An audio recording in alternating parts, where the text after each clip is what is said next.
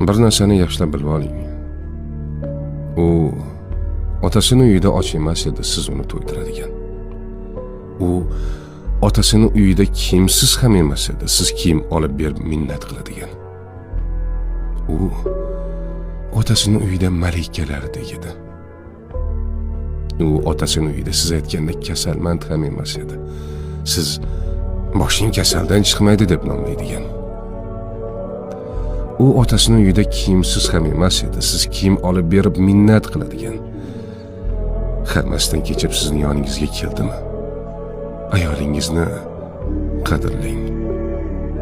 Ayol Allohning omonati. Uni xo'rlash omonatga xiyonatdir. Omonat qilib bergan zot bir kun omonatning ustida albatta